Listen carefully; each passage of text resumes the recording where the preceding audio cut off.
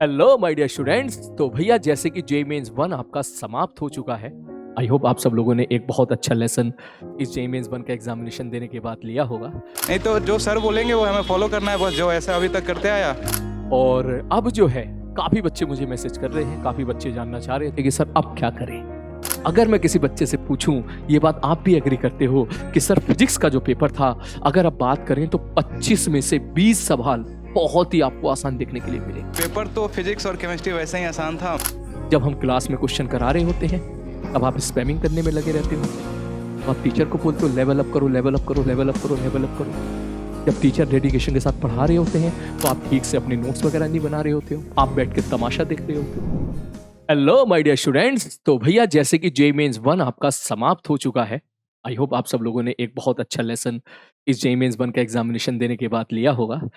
और अब जो है काफी बच्चे मुझे मैसेज कर रहे हैं, काफी बच्चे जानना चाह रहे थे कि सर अब क्या करें। ठीक, सर जे मेंस 1 हमारा कंप्लीट हो चुका है, अब हम लोग आगे क्या करें, कैसे अपनी प्रिपरेशन को आगे बढ़ाएं। तो बेटा ये जो वीडियो है बहुत इंपॉर्टेंट है, एक एक बात प्लीज ध्यान से देखिएगा, ध्यान से सुनिएगा उसको। क्योंकि भाई साहब आप में से काफी बच्चे ऐसे होंगे जिन्होंने 2-2 साल मेहनत करी, काफी बच्चे ऐसे होंगे जिसने 3-3 साल मेहनत की है और फिर आपने जे मेंस 1 का पेपर दिया। ठीक, तो ये जो वीडियो है ये वो नहीं है कि मैं खूब एनर्जी के साथ जोश के साथ आपसे ये बोलूं कि आप ये करो, ये करो, ये करो, ये करो। नहीं नहीं नहीं नहीं नहीं, take a pause, take a pause. ये वक्त जो है बेटा अब थोड़ा सा रुकने का है। ठीक, जे मेंस का पेपर आपने दे चुके हो, आपको पूरी सारी इंफॉर्मेशन, आपको अब सारी की सारी ए टू जेड आपके सामने है। कैसा पेपर का लेवल आया, कैसे क्वेश्चंस आए, सब लोगों ने मजाक बनाया, ये बात सच है। हर एक टीचर ने, हर एक बच्चे ने, सबने मजाक बनाया कि भाई जे मेंस का पेपर का लेवल तो इतना गिर चुका है, इतने लो लेवल का पेपर है कि क्या ही बताएं। लेकिन आपके मार्क्स कितने, कभी सोचा इस बारे में? ठीक, आपके मार्क्स आ कितने रहे हैं? अगर मैं किसी बच्चे से पूछूं, ये बात आप भी एग्री करते हो कि सर फिजिक्स का जो पेपर था, अगर आप बात करें तो 25 में से 20 सवाल बहुत ही आपको आसान देखने के लिए मिले, बहुत ही आसान देखने के लिए मिले। इनफैक्ट जो नीट के स्टूडेंट्स हैं उन्होंने भी खूब मजे लिए इस बात के कि यार जे मेंस का पेपर तो हमसे भी आसान आ रहा है। ठीक, तो 25 में से 20 सवाल आसानी से आपको ऐसा दिख रहे होंगे, सर ये तो हमारे क्लास नोट से आए हुए, ये तो हमारे करे हुए सवाल है, ये तो फॉर्मूला ओरिएंटेड सवाल है। लेकिन अगर वो 20 सवाल आप करोगे तो सर 80 मार्क्स। बिल्कुल सही बात है। अगर आप केमिस्ट्री में जाओगे तो केमिस्ट्री भी ऐसा जितनी टफ नहीं आई है, केमिस्ट्री भी इसी हेर फेर में आई है। तो मान ले कि केमिस्ट्री में भी तू अप्रोक्सीमेट 75 तो केमिस्ट्री में भी खींच देगा अगर फिजिक्स के हिसाब से उसको कंपेयर करें तो, क्योंकि सारे क्वेश्चंस आपके कहीं ना कहीं आपके क्लास नोट से निकल के आए हैं। ये तो मैं 80 बोल रहा हूँ, करने वाले तो 85 तक करके आए हैं। और वहीं अगर मैथ्स के बारे में बात करें तो जैसे पहले बोला जाता था कि मैथ्स बहुत टफ आती है, इस बार थोड़ी सी सिंपल आई है, तो बहुत इजिली आप कुछ नहीं तो 50 तो स्कोर कर ही सकते थे। तो अगर आप इसको ऐड करोगे तो बड़ी आसानी से आपके 200 प्लस मार्क्स बनते हैं। ये बात सच है, ये बात तू भी जानता है। तू कोई सा भी पेपर उठा के देख ले, तू अपना पेपर भी उठा के देख ले जो तू दे के आया था, तुम्हारे मार्क्स 200 से ऊपर आने चाहिए, आने चाहिए थे। लेकिन रियलिटी पे बात करें, कितने आए? किसी के 70, किसी के 90, किसी के 110, किसी के 120, किसी के 140। मैक्सिमम जनता जो है 90% जनता इसी लूप में फंस के रह गई। जब हम क्लास में क्वेश्चन करा रहे होते हैं तब आप स्पैमिंग करने में लगे रहते हो। तो आप टीचर को बोलते हो लेवल अप करो, लेवल अप करो, लेवल अप करो, लेवल अप करो। जब टीचर डेडिकेशन के साथ पढ़ा रहे होते हैं तो आप ठीक से अपने नोट्स वगैरह नहीं बना रहे होते हो, आप बैठ के तमाशा देख रहे होते हो। यही वजह आप लोगों को कहीं ना कहीं, कहीं ना कहीं, कहीं ना कहीं एक तरीके से नुकसानदायक बन के तैयार हो। कि जब टीचर लोगों ने से बताया, हमेशा हमेशा बताया भाई इस लेवल के सवाल क्लास में आते हैं, इनकी खूब प्रैक्टिस करो। नहीं, तब आपने प्रैक्टिस शायद नहीं की या कम की। और जब उस लेवल के सवाल आए तो कहीं ना कहीं, कहीं ना कहीं या तो आप सिली मिस्टेक्स करके निपटा दिए, या फिर आपकी स्पीड गड़बड़ आ गई, या आपने जो है कुछ ना कुछ छोटी मोटी मिस्टेक्स कर दी। तो अब बात यह है कि सर जे मेंस 1 हमारा हो चुका है, अब जे मेंस 2 में हम क्या करें, क्या करें कि हमारा बेस्ट रिजल्ट निकल के। तो ये वीडियो जो है छोटी वीडियो में रखूंगा यहाँ पर, इसमें हम यही डिस्कस करने वाले हैं उन सारे बच्चों के जिनके मार्क्स 70 से लेके 140 के बीच में फंस गए हैं, 150 के बीच में फंस गए हैं। बिलीव मी, आप में से मैक्सिमम बच्चे इस बात को एग्री करेंगे कि हाँ वो आसानी से 200 नंबर ला सकते थे, 180 तो पक्का ला सकते थे। इस बार का पेपर भले ही आसान आया हो, लेकिन ये बात सच है कि किसी बच्चे के अगर 190 मार्क्स आ रहे हैं तो पक्का वो 99 परसेंटाइल में आएगा, पक्का 99 परसेंटाइल में आएगा, पक्का आएगा। पैटर्न बदल चुका है, ये बात आपको समझना पड़ेगा। चीजें बदल चुकी है। अब सारा खेल इस बात का नहीं है कि आप एक मुश्किल सवाल आप कर पा रहे हो या नहीं कर पा रहे हो, या आप एक टफ लेवल का सवाल आप कर पा रहे हो नहीं कर पा रहे हो। ये एग्जाम इस पैटर्न का रहा ही नहीं है। अब सारा खेल इस बात का हो गया है कि 25 में से अगर 25 सवाल तुझे आसान दे दिए जाएं तो कैसे तू उनको 40 मिनट में इफेक्टिवली सही तरीके से, बिना सिली मिस्टेक्स के, बिना नर्वस हुए, बिना कोई फॉर्मूला के भूले, बिना कोई कैलकुलेशन मिस्टेक किए, तू मैक्सिमम सवाल सही कर पाए। सारा खेल ऐसा हो गया है। बात समझ में आ रही है? ठीक। तो अब इसमें आपने गड़बड़ी की तो आपके मार्क्स देखो गड़बड़ हुए हैं। किसी के भैया 150 आ रहे हैं, किसी के 120 आ रहे हैं। ठीक। और ये बात सच है, तू देख लेना 190 मार्क्स जिसके भी होंगे, ठीक है, इनफैक्ट हो सकता है 180 भी हो कुछ पेपर्स में, ठीक, या 200। इस फेयर में जिसका पक्का 99 परसेंटाइल के अंदर है, पक्का उसके एनआईटी में सीट पक्का है, बढ़िया रैंक के साथ उसको कोई ना कोई शानदार कॉलेज मिल जाएगा। अब बात आती है जो बाकी बच्चे रह गए हैं, क्या क्या उन्होंने यहां पर गड़बड़ी की है, अब उसको कैसे रेक्टिफाई कर सकते हैं। तो आइए इस पे चर्चा करते हैं। सबसे पहली बात इसमें जो आपसे बोलूंगा कि बेटा जमीन पे आ जाओ। ठीक है, आई होप आपको एक छोटा सा लेसन मिल गया होगा, क्योंकि जब क्लास में पढ़ा रहे होते हैं तो जाहिर सी बात है हर बच्चा सोचता है मैं ही फोड़ दूंगा, मैं AIR1 लेके आऊंगा। ठीक है, लेकिन अब जमीन पे आने का वक्त है। अब टीचर के अंदर देखना, क्लास के अंदर देखना, वो देखने से बेटर है सबसे पहले आप अपने अंदर देखो कि आप कहां कहां गलती करके आए हो। बात समझ में आ रही है? आप अपने अंदर देखो कि आपने मिस्टेक्स कहां पे की है। क्यों आप इतने सिंपल पेपर के सवाल है, क्यों आप 150-200 मतलब के बीच में मार्क्स नहीं ला पाए, उससे पीछे ही रह गए, क्या वजह थी? वो वजह फाइंड आउट करना बहुत जरूरी है। अगर आप वजह फाइंड आउट नहीं करोगे, बिलीव मी, आपका पेपर बिल्कुल सेकंड अटेम्प्ट ऐसा ही जाएगा जैसा भी आया है, अगर आपने अपने अंदर ये चेंजेस नहीं लाए। तो इसके लिए क्या करना है? पहला काम, जो भी पेपर आप देके गए थे वो पेपर ऑल दो जो है माइंड जो भी था हमारा, मतलब अप्रोक्सीमेशन वाला पेपर तो एक तरीके से आ ही गया है, मेमोरी बेस्ड पेपर। आप वो पेपर देखिए, या 2-3 दिन के बाद आपके सामने ऑफिशियली पेपर आ ही जाएगा। एक बार उस पेपर से गो थ्रू होइएगा, देखिएगा कि कौन सा सवाल था ऐसा जो नहीं हो सकता था, और अगर वो गलत हुआ तो क्यों गलत हुआ। क्या आप फॉर्मूले भूल गए हैं, क्या आपने कैलकुलेशन मिस्टेक कर दी है? अगर आपने फॉर्मूले भूले हो तो आपको इसका मतलब फॉर्मूला पे वर्कआउट करना है, और अगर आपने कैलकुलेशन वो सवाल निपटाए हैं तो इसका मतलब आपको अपनी कैलकुलेशन इंप्रूव करनी है। यस, आप कर सकते हो। आपके पास 2 महीने का टाइम है, 2 महीना इज मोर देन सफिशिएंट। 2 महीने का टाइम है, 2 महीने का टाइम मोर देन सफिशिएंट है। आप बिल्कुल कर सकते हो, बढ़िया तरीके से कर सकते हो, बस पढ़ने की लगन होनी चाहिए। दूसरी चीज, सर मैं नर्वस हो गया था, मैं एंजाइटी में आ गया था, ठीक, मुझे पता नहीं चला, मैं वहां पे जाके वो हाथ पैर कब आ रहे। इसका मतलब आपने क्वेश्चन पेपर की प्रैक्टिस की नहीं है। तो इसका मतलब आपको अब कसम खा लो भैया, फरवरी का टाइम आ गया है, 2-3 दिन रेस्ट ले ले, थोड़ा चिल मार, कोई बात नहीं, लेकिन 2-3 दिन के बाद जब तेरी प्रिपरेशन स्टार्ट हो तो फरवरी और मार्च में तकरीबन 50 दिन होते हैं अप्रोक्सीमेटली, मान ले पढ़ने वाले। 50 दिन में कम से कम 50 दिन में 25 से 50 के बीच में तेरे टेस्ट पेपर तुझे खुद से सॉल्व करने हैं। आज समझ में आ रही मैं क्या कहना चाह रहा हूं? हर अल्टरनेट डे, मैं तो चाहूंगा कि हर एक अच्छा बच्चा तो हर रोज दे, हर रोज कोशिश करो, या हर अल्टरनेट दे एक पेपर 3 घंटा सिंसियर तरीके के साथ कॉपी टेबल चेयर पे लेके बैठ और उसको सॉल्व करने की कोशिश कर। बिलीव मी, ये तेरे कम से कम 20 से 30 मार्क्स इंप्रूव करा देगा। क्यों? क्योंकि जब आप रोजाना एक पेपर दोगे, एक पेपर सुबह के टाइम पे दे दो, अल्टरनेट डे में अगला पेपर शाम के टाइम दे दो, जो भी आपका एग्जामिनेशन का टाइम होता है। अगर आप रोजाना पेपर दोगे, आप एग्जामिनर की साइकोलॉजी समझ जाओगे, आपकी स्पीड इस हिसाब से मैच कर जाएगी जो एग्जामिनेशन बेसिकली डिमांड करता है। होता है ना, कभी कभी सवाल सॉल्व करते हैं, जब भी मैं भी कभी एज ए स्टूडेंट बन के क्लास में जब क्वेश्चन सॉल्व कर रहा होता हूँ, तो ऐसे ही सॉल्व करना होता है। क्या पहला सवाल देखा मुश्किल है, अरे मार पेड़ को, छोटा दूसरा मुश्किल है, हटा, तीसरा आसान है जल्दी कर, चौथा आसान है जल्दी कर, पांचवा आसान है जल्दी कर। जल्दी करने का मतलब ये नहीं हबड़ा तबड़ी, जल्दी करने का मतलब है आपकी स्पीड अच्छी होनी चाहिए, लेकिन आप कोई सिली मिस्टेक्स ना करें। ठीक, तो बेसिकली ये जब आप रोजाना एक टेस्ट पेपर रोजाना दोगे, तब आपको समझ में आएगा कि कौन से पोर्शन से सवाल पूछे जाते हैं, कैसे पूछे जाते हैं। जिन बच्चों ने काम किया था उनके सबके बढ़िया मार्क्स आ रहे हैं, क्योंकि वो पहले खूब क्वेश्चन की प्रैक्टिस करके गए थे, खूब उन्होंने जो है वहां पर टेस्ट पेपर लगाए थे लगातार, तो उनको इसका बेनिफिट अच्छा खासा मिला। ठीक है भाई, पहली चीज। दूसरी चीज, आप पेपर देखोगे, आपको अपनी गलतियां फाइंड आउट करनी है कि भाई साहब कौन सी गलती हुई। सारी गलतियों को कॉपी पे नोट करना, रफ कॉपी पे नोट करना है। एक डायरी बना ले, डायरी पे नोट कर सारी चीजें कि भाई साहब ये सवाल मैंने इसलिए गलत कर दिया था, इस सवाल में मैंने ये सिली मिस्टेक कर दी थी, इस सवाल में जो है हाइट फ्रॉम द सरफेस पूछा था, मैंने सेंटर से निकाल दिया था, इस सवाल में मैंने सेंटीमीटर में आंसर पूछा था, मैंने मीटर में टिक कर दिया था।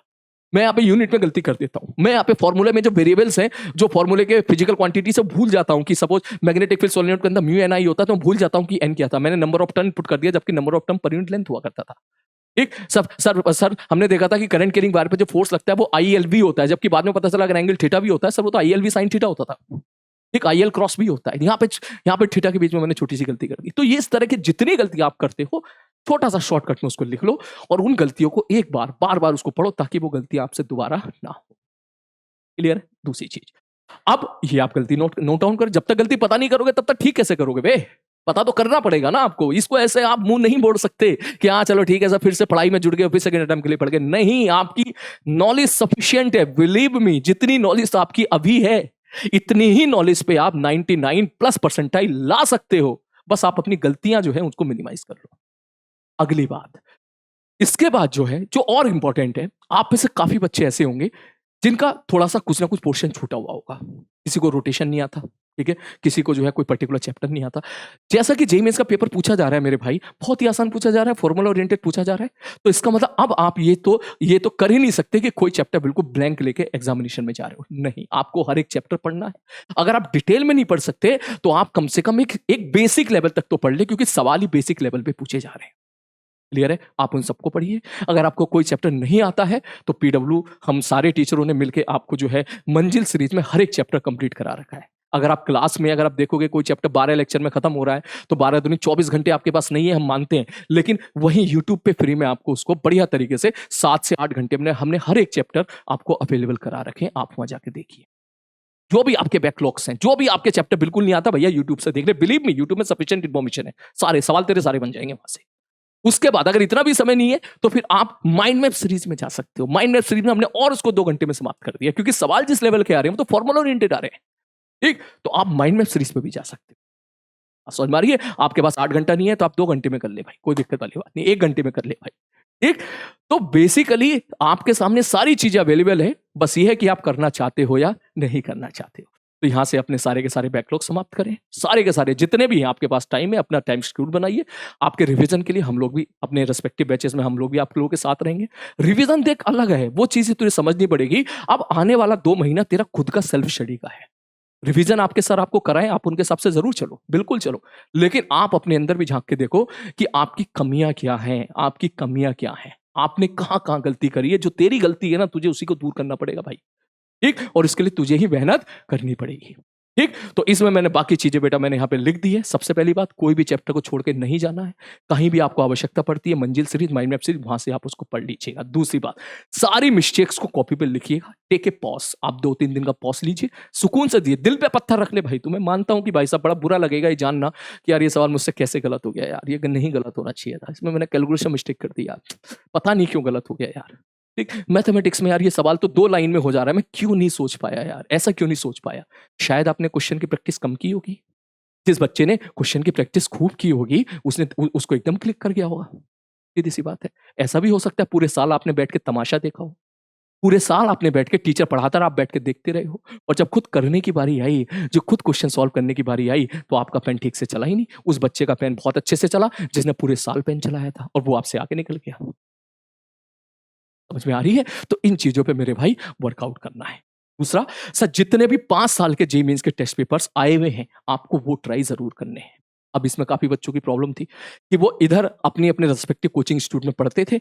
अब उनके मैसेज में आपको बता रहा हूँ, पढ़ते थे, वो कहते थे सर हमारे तो मॉक टेस्ट में पेपर ही नहीं आते, स्पेशली जो कोटा में यहाँ पर कहते थे हमारे तो 20% मार्क्स नहीं आ रहे। तो भाई साहब, अगर जेईई मेंस का लेवल ये है तो उनके कोचिंग इंस्टीट्यूट का पेपर का लेवल ये होता था।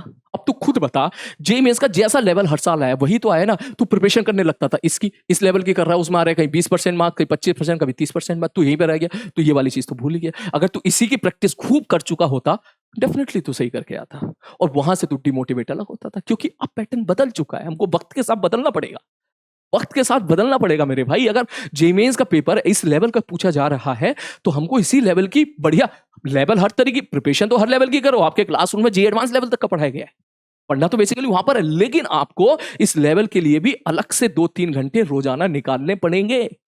आपको हर रोज जेईई मेंस का पेपर या अल्टरनेट जेईई मेंस का पेपर देना पड़ेगा। इस लेवल का आपको इसकी प्रैक्टिस करनी पड़ेगी, ताकि उस दिन आपको कुछ नया ना लगे, उसको लगे यार ये तो मेरा रोज का काम है, मैं तो रोज पूरे साल प्रिपरेशन करी है मैंने, पूरे मतलब 2 महीने में खूब पेपर लगाए इसके जैसे, ऐसे ही सवाल आ रहा है, फॉर्मूला बोला टिक करो टिक, सही। बस गलती नहीं, गलती कब नहीं होगी? जब आपने प्रैक्टिस खूब की। बात समझ में आ रही है? तो इस केस के लिए आपके कोचिंग इंस्टीट्यूट अगर आपको कोई मॉक टेस्ट देते हैं, हाँ, बिल्कुल दो। मैं मना नहीं कर रहा हूँ देने का, मैं नहीं कह रहा मत दो उसको। लेकिन ये ज़रूर लगाओ, जो जेईई मेंस में आए हुए पेपर्स हैं, क्योंकि वो रियलिटी है, वो सच्चाई है और वो इस बार प्रूफ भी हुई है। समझ में आ रही है बात? मुश्किल से 25 सवाल तुझे करने होते हैं ना फिजिक्स में, 2 सवाल मुश्किल से तुझे टफ मिले होंगे, 2 या 3 मैक्सिमम, 22 बहुत आसान मिले होंगे तुझे। ठीक? अगली चीज़, सर अब अगर सपोज़ आज की प्रिपरेशन बढ़िया हो गई है, अब आप चाहते हो कि भाई मुझे बढ़िया सवाल मिल जाएँ, कहाँ से बढ़िया सवाल मिले? तो हमने जो यहाँ पर मैराथन सीरीज़ ली है यूट्यूब पे है, आप उन क्वेश्चन्स की बढ़िया तरीके से प्रैक्टिस कर लीजिएगा। कम से कम 2 से 3 बार उन क्वेश्चन्स को लगा लीजिएगा।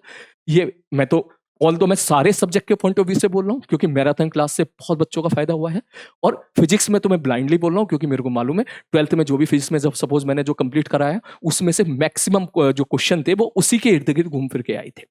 सिमिलरली 11th क्लास का राजवंश सर और हिमांशु सर ने जो कराया था, वहाँ से भी आपके जो है कंसेप्ट सारे मेजॉरिटी इधर-उधर उसी के इर्द-गिर्द पूछे गए थे। तो इसलिए अगर किसी बच्चे का पूरा हो गया है कि हाँ सर मुझे तो आता है, अब मैं क्वेश्चन की प्रैक्टिस कहाँ से करूँ? आप मैराथन की क्लास में जाइएगा और जो क्लासेस हमने वहाँ पे क्वेश्चन वहाँ पे कर रखे हैं, उसको बढ़िया तरीके से आप उसको सॉल्व कीजिएगा, खुद से सॉल्व कीजिएगा, टीचर से नहीं। ये नहीं कि आप बैठ के देख रहे हो। हाँ, हाँ, हाँ, नहीं, नहीं, नहीं, खुद से आपको सॉल्व करना है। ठीक? आप खुद से सॉल्व करो। लैम्ब्डा बराबर h/mb या h/√2m इंटू काइनेटिक एनर्जी होता है। इस पे बेस कोई सवाल आता है, ड्यूटेरियम अल्फा पार्टिकल और आपको प्रोटॉन दे दिया कि भाई लैम्ब्डा का रेशियो बताओ। ये नहीं कि हाँ मैं देखूंगा कर लूंगा। अरे भाई यही तो पूरे साल किया तूने, पूरे साल देखा ही तो है तूने। जब करने की बारी आई तो गलती करके आ गया। रेशियो लेना तो उल्टा रेशियो ले लिया। यही गलतियां तो सुधारनी है और ये गलतियां बेटा ठीक होंगी आपकी प्रैक्टिस से। खूब क्वेश्चन की प्रैक्टिस करो, खूब क्वेश्चन की प्रैक्टिस। ठीक? अगर किसी बच्चे को अच्छे लेवल के सवाल चाहिए, आप में से ऐसे बच्चे भी होंगे जो उनके 200 प्लस मार्क्स लेके आ रहे हैं, उनको चाहिए सर मेरे और अच्छे लेवल के सवाल चाहिए, तो मैराथन क्लास आप जा सकते हो। पिछले साल की जो 2023 की मैराथन क्लास थी, ठीक? जो 12-12 घंटे की 70 वाली जो क्लास थी, आप वहाँ जा सकते हो। वहाँ पे आपको एक अच्छे लेवल के सवाल भी देखने के लिए मिल जाएँगे, जो आपकी अंडरस्टैंडिंग को उस चैप्टर के साथ और बढ़ा देंगे। क्लियर है? नेक्स्ट उसके बाद अब कुछ बच्चे ऐसे भी होंगे, ठीक है? जिनका जो है जेईई एडवांस की प्रिपरेशन वो करने जा रहे हैं। मैं पहले बोलूँगा भैया पहले आप अपने आप को देखो। अगर आपके मार्क्स 120 130 से कम आ रहे हैं, तो सबसे पहले मेरे भाई तू जेईई मेंस में बढ़िया से एनआईटी में अपनी सीट रिजर्व कर ले।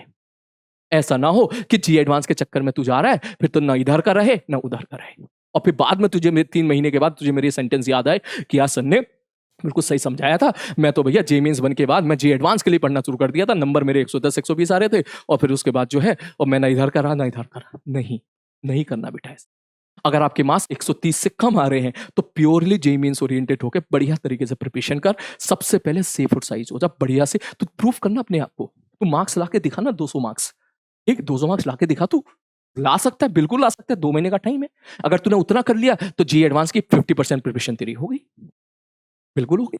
क्योंकि उसके बाद जब जेईई मेंस 2 हो जाएगा तब जेईई एडवांस के लिए तो प्रिपरेशन करना बढ़िया तरीके से। 2 महीने का टाइम है, अच्छे-अच्छे लेवल के सवाल ही तो ट्राई करने हैं। सारे फॉर्मूले तब तुझे याद हो गए होंगे, सारे कांसेप्ट तुझे याद होंगे, सारा बेसिक फंडामेंटल तुझे याद होगा, ओवरव्यू पूरा जो है चैप्टर के बारे में सारी इंफॉर्मेशन तुझे होगी। अब तुझे अच्छे लेवल के सवाल ही तो लगाने होंगे ना। करना प्रैक्टिस उसके बाद।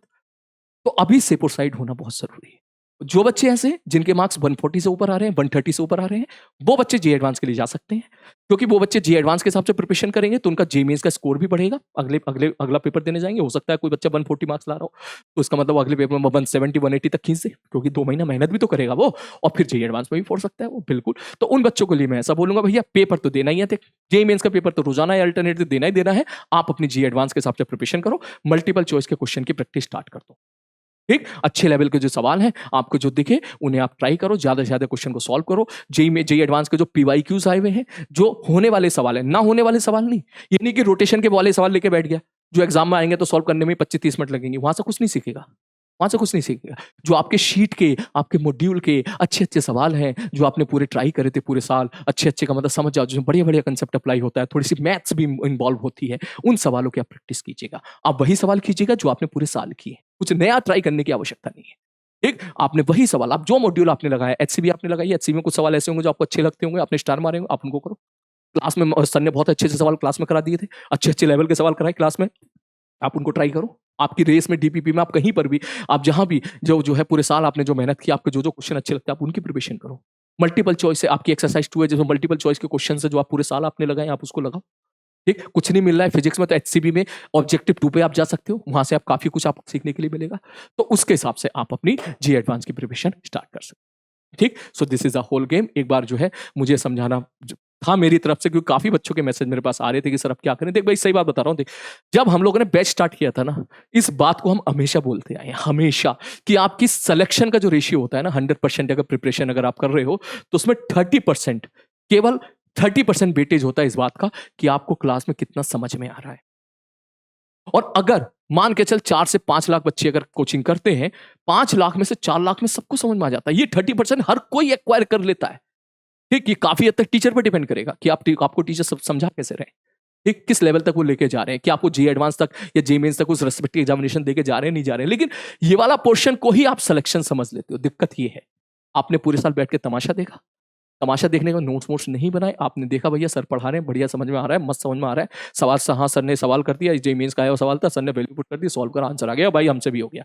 आप इस भ्रम में रहे पूरे साल भर। मैं सबको नहीं बोल रहा हूं, मैं उन बच्चों को बोल रहा हूं जिनके मार्क्स 120 और 70 के बीच में है। समझ में आ रही है? क्योंकि उन्होंने इसी पे फोकस किया, जबकि 40% होता है खुद का सेल्फ प्रैक्टिस। इसी को बोलते हैं मेरे भाई सेल्फ स्टडी। खुद सेल्फ स्टडी नहीं करी उन्होंने, खुद से क्वेश्चन की प्रैक्टिस नहीं करी, खुद से नहीं लड़े वो, खुद से वैल्यू देख लिया भाई साहब। जो रिंग है, रिंग के बेस एक्सेस पर अगर मैं बोलूं r√3 डिस्टेंस दूरी पर एक्सेस पर इलेक्ट्रिक फील्ड कितनी होती है, KQX/r² + x² 3/2 होता है। उनको पता, हाँ कर लेंगे, वैल्यू पुट करके निकाल लेंगे।